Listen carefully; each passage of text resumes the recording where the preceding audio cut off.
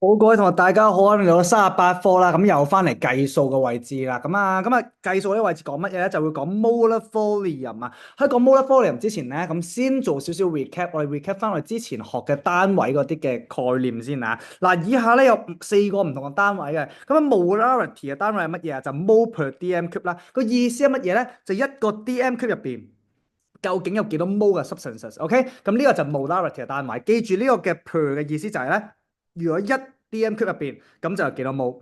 好啦，如此類推，density 個單位係 gram per dm cube，咁啊即係一 dm cube 入邊究竟有幾多 grams 咯？OK，好啦，咁然後咧 molar mass 係乜嘢咧？嗱，molar mass 係代表咧一 mole 究竟有幾重咯？所以你睇一睇翻呢個位置咯喎，就係 per mole per 乜嘢啊？就係 gram per mole 嘅，咁所以就係一 mole 究竟佢會幾重？好啦，咁最尾落去啦。咁如果 molar volume 嘅情況下，咁即係個單位應該係點樣啊？嗱，如果 molar mass 係比一 mole 啦，呢度一 mole 嘅時候幾重啦？咁如果 molar volume 咁即係會點啊？其實就係一 mole 佢佔幾多空間咯。好，咁單位首先會點啊？就首先會 per mole 先啦，因為一 mole 嘛。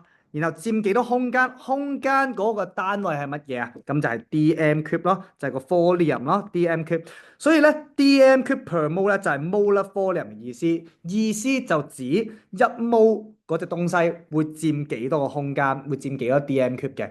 好啦，咁睇一睇隔離呢個位置咯喎，呢個位置咧就係講緊咧，如果譬如呢三個共通嘅地方乜嘢咧？呢三隻嘢都係大家一樣，都係一啲 solid 嘅 element 啦。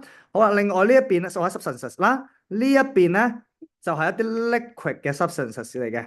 好啦，見到咩分別咧？就係咧，你見到咧一 mole 嘅 solid，佢唔同嘅 substances 咧佔嘅空間咧都會唔同嘅。我哋佔嘅空間都會唔同嘅。OK，如果喺 solid 情況下，你見到一 mole 咧，大家都係譬如aluminium 10 cm cube，silicon 12.1同埋 sodium chloride 一 mole 咧就佔27.1嘅。OK，咁啊，如此類推，咁睇一睇呢一邊 liquid 咯喎，咁啊 mercury、water 同 ethanol 咧一 mole 嘅情況下，你見到佢哋佔嘅 volume 都係點啊？都會有唔同嘅。OK，咁所以咧 solid 同 liquid。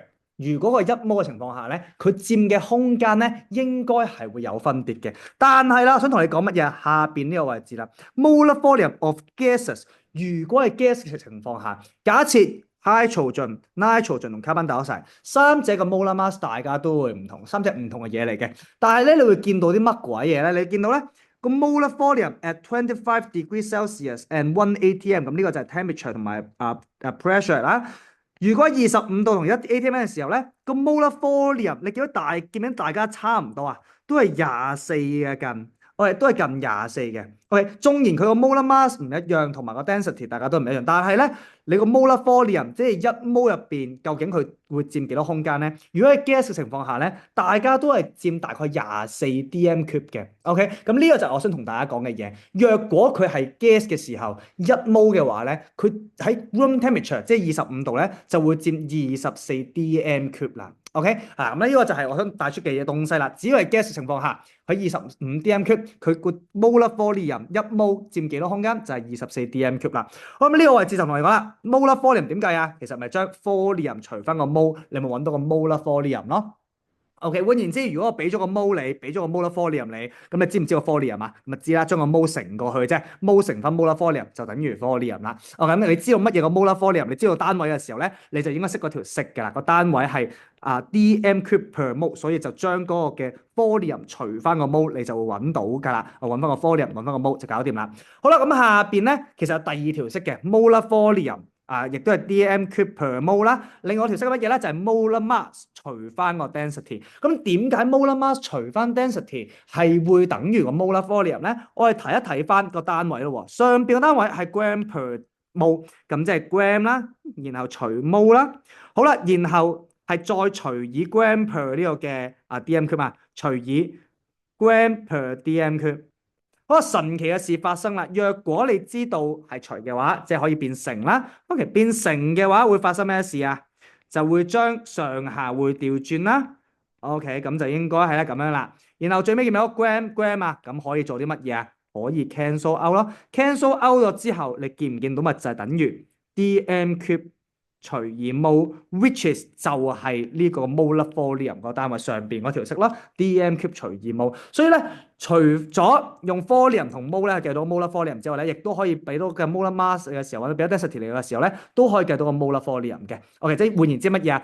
你有 molar volume 有 density，你亦都計得翻個 molar mass 咯。OK，咁呢啲式咧大家要通啦。OK，咁啊識睇個單位就應該識計噶啦。咁而咧最尾呢個位置啦，同你講咗乜嘢咧？就係 the molar volume of any gas。唔同嘅 gas 都好啦，只要係 gas 嘅時候，就會24 dm cube per mol 啦。OK，如果變翻 cm cube 就做個 unit conversion 乘翻1000啫。OK，咁然後咧，重點係佢哋喺25 degree Celsius 同埋1 atm，which is a room temperature 同 room pressure 嘅。OK，喺呢個嘅 condition 底下咧，就係24 dm cube per mol 啦，一 mol 嘅 gas 就佔24 dm cube 啦。